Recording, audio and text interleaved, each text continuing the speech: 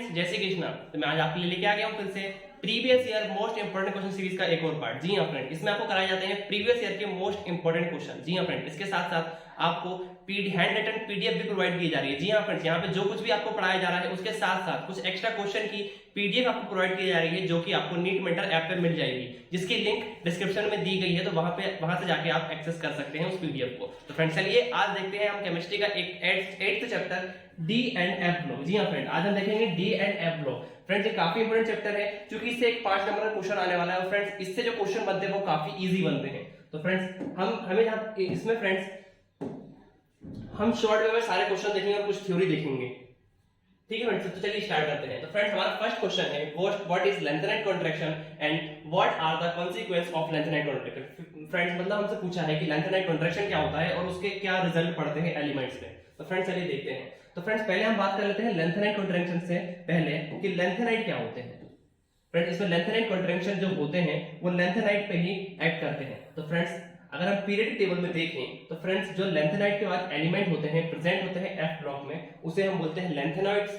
और एक्टेनाइट्स के बाद जो एलिमेंट प्रेजेंट होते हैं एफ ब्लॉक में उसे बोलते हैं हम एक्टेनाइट्स। ठीक है, तो लेंथेनाइट के बाद जो एलिमेंट होते हैं उसी पे इफेक्ट करता है कौन, लेंथेनाइट कॉन्ट्रैक्शन। तो अब देखते हैं लेंथेनाइट कॉन्ट्रैक्शन क्या होता है। तो फ्रेंड्स अगर हम बात करें लेंथेनाइट कॉन्ट्रैक्शन की, तो फ्रेंड्स ये बोलता है कि जैसे जैसे लेंथेनाइट सीरीज में हम जैसे जैसे आगे जाते हैं तो क्या होता है, जैसे जैसे एटॉमिक नंबर बढ़ता है वैसे ही आयनिक रेडियस घटने लगती है। जी हाँ फ्रेंड्स, क्या होता है लेंथेनाइट कॉन्ट्रैक्शन की हम जैसे जैसे एटॉमिक नंबर बढ़ रहा है एफ ब्लॉक में, जैसे जैसे एटॉमिक नंबर बढ़ रहा है उसका साइज जो है डिक्रीज होते जा रहा है। आयनिक रेडियस मीन साइज उनका है जो डिक्रीज होते जा रहा है, और यही होता है फ्रेंड्स लेंथेनाइट कॉन्ट्रैक्शन। अब इसमें हमें ये याद रखना है कि इसकी वजह क्या होती है।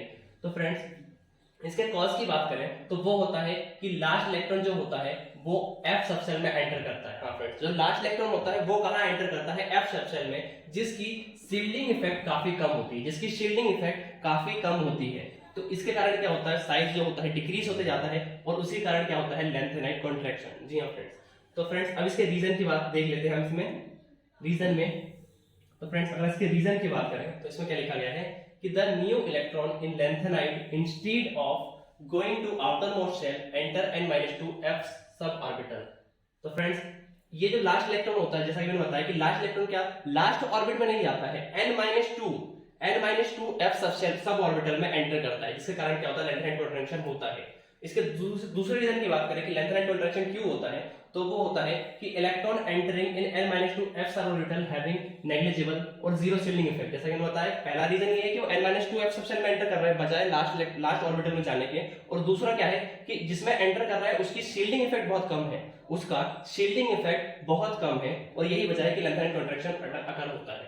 ठीक है, अब बात करते हैं कि इसके कारण क्या क्या अफेक्ट पड़ते हैं, कॉन्सिक्वेंस ऑफ लेंथेनाइट कॉन्ट्रैक्शन। तो पहली क्या है, change in the properties of lanthanide. Means lanthanide जो एलिमेंट है उसकी जनरल जो प्रॉपर्टी होती है उसमें काफी चेंजमेंट आता है, और इसके कारण फ्रेंड क्या होता है हम उसे प्योर स्टेट में ऑब्टेन नहीं कर पाते, क्योंकि फ्रेंड्स हमें कोई एलिमेंट मिला लेकिन उसकी जो प्रॉपर्टी है वो लेंथेनाइट से अलग शो हो रही है। क्योंकि जैसा कि इसमें बताया इसमें क्या होता है कि प्रॉपर्टीज उनकी चेंज हो जाती है लेंथेनाइट कॉन्ट्रैक्शन के कारण, तो हम उसको प्योर फॉर्म में इजीली ऑब्टेन नहीं कर पाते हैं। और दूसरा क्या होता है इसके कॉन्सिक्वेंस क्या होता है, दूसरा influence over the properties of other element. इसके कारण फ्रेंड्स लेंथेनाइट कॉन्ट्रैक्शन में क्या कारण क्या होता है कि लेंथेनाइट के पहले जो एलिमेंट है एक दो पहले जो एलिमेंट है और लेंथेनाइट के बाद जो एक दो एलिमेंट है उस पे भी इसका इफेक्ट पड़ता है। जी हाँ फ्रेंड, जैसे कि इसमें एग्जांपल दिया गया है there is difference in the properties of titanium and zirconium while zirconium hafnium have similar property. अब आइए एक बार पीरियडिक टेबल में देखते हैं कि क्या बोलना चाह रहे हैं। ये बोल रहे हैं कि अगर देखिए अगर हम पीरियडिक टेबल में देखें तो फ्रेंड्स ये बोल रहे हैं कि अगर हम बात करें टाइटेनियम और जिरकोनियम की, तो इन दोनों की जो प्रॉपर्टी होती है इनमें डिफरेंस होता है। टाइटेनियम जिरकोनियम की प्रॉपर्टीज में डिफरेंस होता है, लेकिन अगर बात करें हम जिरकोनियम और हाफनियम की तो इन दोनों की प्रॉपर्टीज में ज्यादा चेंजमेंट नहीं होता है, और ये किसके कारण होता है फ्रेंड्स, लेंथेनाइट कॉन्ट्रैक्शन के कारण। अब यहाँ पे याद रखें जो हाफनियम है ये लेंथेनाइट जितने भी एलिमेंट है इसके बाद आता है फ्रेंड्स। ये चीज फ्रेंड हमें जरूर से याद रखनी है कि जो फ्रेंड्स यहाँ पे 56 है, 56 के बाद क्या आ गया 57 लेंथेनियम। ठीक है, लेंथेनियम उसके बाद 58 59 60 से ऐसे चलते चलते यहाँ पे आ गया 71, देन आया है 72। मींस यहाँ पे जो है ये पूरी सीरीज फिट है, ये वाली पूरी लाइन जो है वो यहाँ पे फिट की गई है। ठीक है, तो ये बात हमें याद रखना है कि बेरियम के बाद क्या आता है लेंथेनियम पूरी सीरीज आती है, फिर आता है हाफनियम, तो इसीलिए वहां पे इफेक्ट पड़ता है लेंथेनाइट कॉन्ट्रैक्शन का। और फ्रेंड्स एक चीज और आप जरूर से याद रखेंगे कि ये लैंथेनम जो है ना, लैंथेनम और एक्टिनियम फ्रेंड्स, ये कौन से ग्रुप के एलिमेंट है फ्रेंड्स? ये डी ब्लॉक के एलिमेंट है। जी हाँ फ्रेंड्स, ये एफ ब्लॉक के नहीं है। ये कभी भी आप गलती से ये मत कर दिए कि एफ ब्लॉक के हैं। लैंथेनम और एक्टिनियम ये डी ब्लॉक के एलिमेंट है फ्रेंड्स, ये जरूर से याद रखेंगे।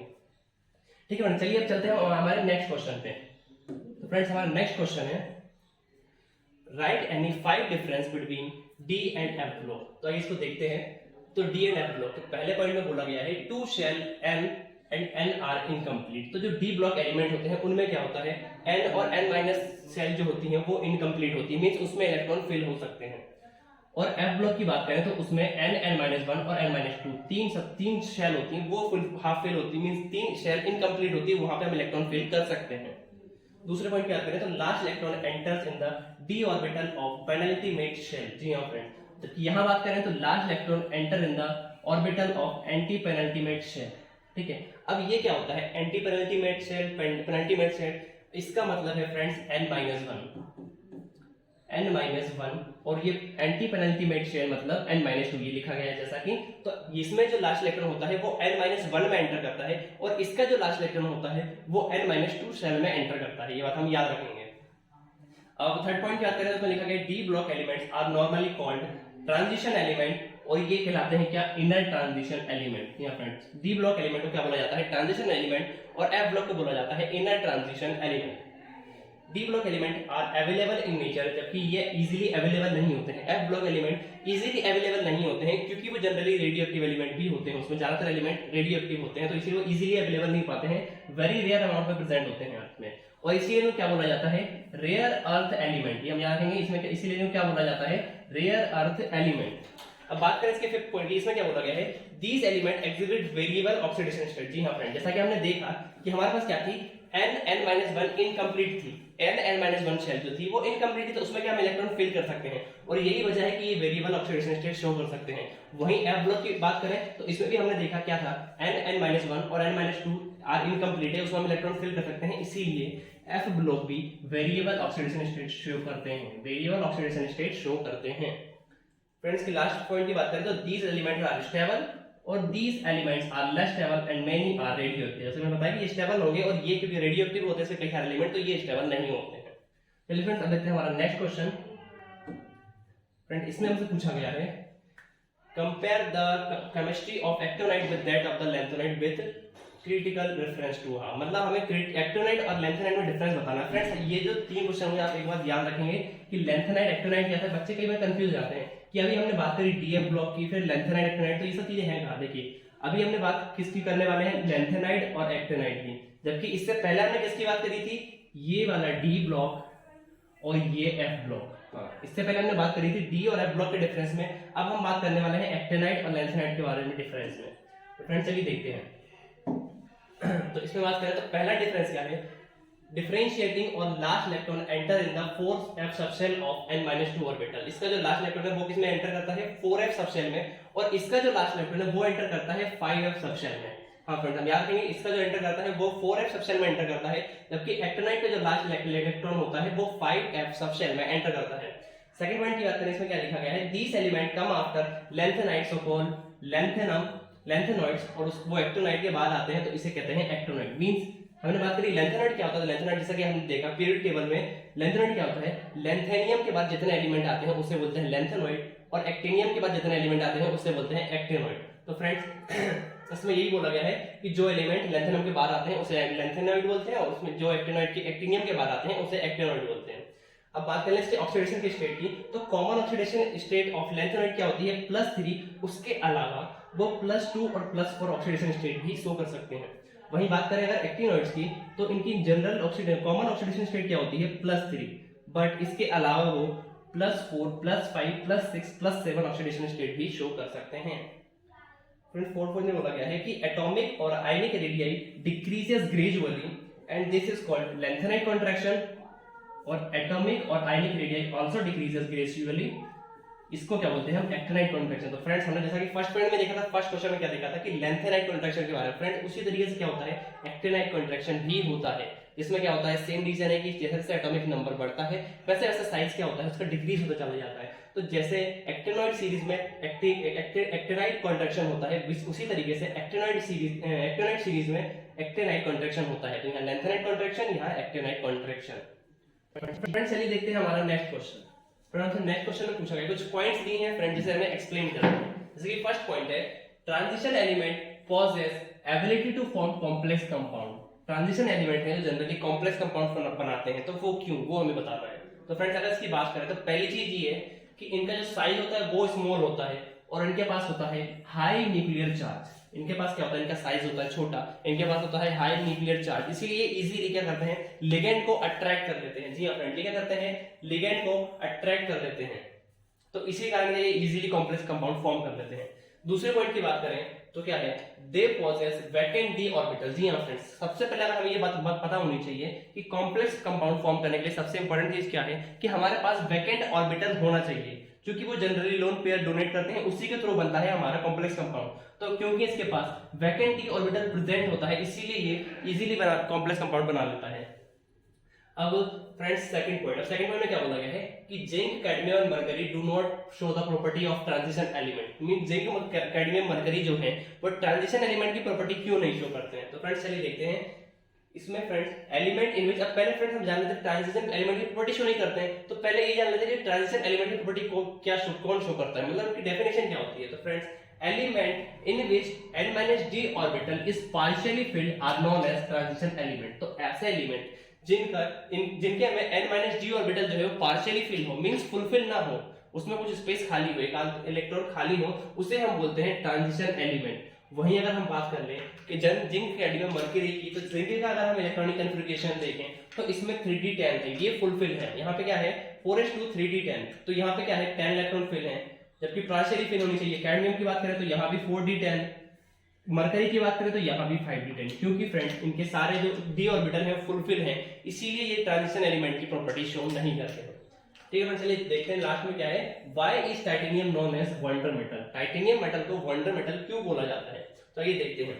तो friends titanium is a shining white metal. Titanium क्या होता है, शाइनिंग व्हाइट मेटल, और इसके साथ साथ ये स्ट्रॉन्ग हार्डर देन स्टील, ये स्ट्रॉन्ग होता है और स्टील से भी हार्ड होता है, स्टील से भी हार्ड होता है, हाई मेल्टिंग पॉइंट होती है और good conductor of current electricity होता है, and resist to corrosion, means good conductor of electricity होता है और रेजिस्ट, कोरोजन मींस इसमें जंग नहीं लगती इजीली, और लाइट मेटल होता है फ्रेंड। तो इसी सारी प्रॉपर्टी के कारण इसे क्या बोला जाता है, वंडर मेटल। इसके कारण क्या बोला जाता है इन्हें, वंडर मेटल। तो फ्रेंड्स ये पॉइंट्स हम याद रखेंगे कि इनके रीजन क्या होते हैं, ये आपसे पूछ लिया जा सकते हैं।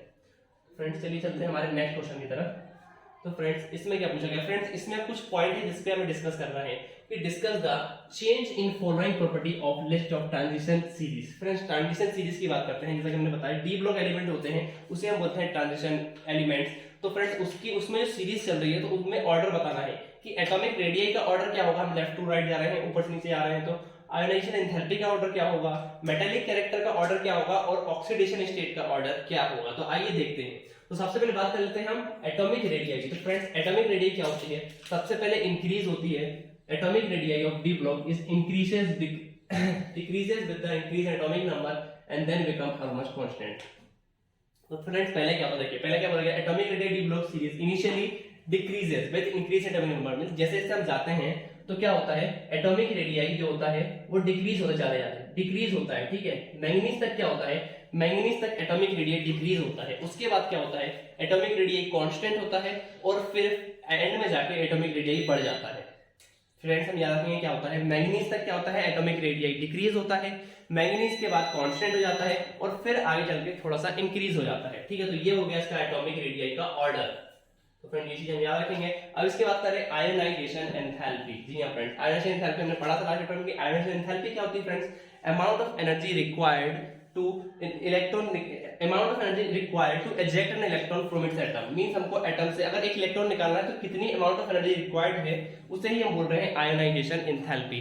अब फ्रेंड्स अगर हम ट्रांजिशन एलिमेंट में बात करें आयनेशन एंथैल्पी की, तो क्या होता है, enthalpy of transition element increases with increase in atomic number along with period due to the increase in nuclear charge with increase in atomic number. Means हम लेफ्ट टू राइट जाते हैं जब transition element में, तो क्या होता है, ionisation energy भी इंक्रीज होती है। जी फ्रेंड्स, आयोनाइजेशन एंथैल्पी जो है वो इंक्रीज होती है with increase in atomic number. Means जैसे जैसे हम आगे चले जाते हैं तो आयोनाइजेशन एंथैल्पी क्या होती है, इंक्रीज होती चली जाती है। अब बात कर लेते हैं इसके मेटालिक कैरेक्टर की। तो फ्रेंड्स मेटालिक कैरेक्टर की बात करें तो all the transition element are metal. हम याद रखेंगे कि all the transition element are metal. क्यों? क्योंकि वो होते हैं क्या, उनके पास प्रॉपर्टी होती है possess metallic lustre, high density, high melting point and BP and conductivity, hardness etcetera. तो ये सारी प्रॉपर्टी होती है, इसी कारण वो क्या होते हैं, सारे के सारे क्या होते हैं, मेटल्स होते हैं और hence they behave as a result they form metallic bond. ठीक है, अब बात कर ले नेक्स्ट पॉइंट पे ऑक्सीडेशन स्टेट। तो फ्रेंड्स ऑक्सीडेशन स्टेट क्या, ऑक्सीडेशन फ्रेंड हमने देखा क्योंकि उसके पास डी ऑर्बिटल प्रेजेंट होता है, वैकेंट डी ऑर्बिटल प्रेजेंट होता है, इसीलिए क्या होते हैं, जो ट्रांजिशन एलिमेंट होते हैं वो वेरिएबल ऑक्सीडेशन स्टेट शो करते हैं। जी हां फ्रेंड्स, ट्रांजिशन एलिमेंट क्या कॉम्प्लेक्स भी कंपाउंड फॉर्म करते हैं, तो सारी किसके कारण होता है, ऑक्सीडेशन स्टेट के कारण ही हो पाता है, क्योंकि वो वेरिएबल ऑक्सीडेशन स्टेट शो करते हैं। तो फ्रेंड्स यहाँ पे होता है हमारा चैप्टर कंप्लीट। इसमें फ्रेंड्स आपको सारे इंपॉर्टेंट क्वेश्चन करा दिए गए हैं, उसके साथ फ्रेंड्स कुछ एक आध दो क्वेश्चन और बचे हैं जिसको आपको पीडीएफ के फॉर्म में प्रोवाइड करा दिया जाएगा। तो फ्रेंड्स आप लग जाइए, आप ज्यादा दिन नहीं बचे हैं, क्योंकि फ्रेंड्स प्रिपरेशन फ्रेंड्स साल भर आपने कितना भी पढ़ा हो वो मैटर नहीं करता, लेकिन एंड के दिन में अगर आप नहीं पढ़ते हैं तो आपका उसका रिजल्ट नहीं मिलेगा। तो फ्रेंड्स ठीक है, पढ़ते रहिए और लगे रहिए। मिलते हैं अगले वीडियो में। Thank you.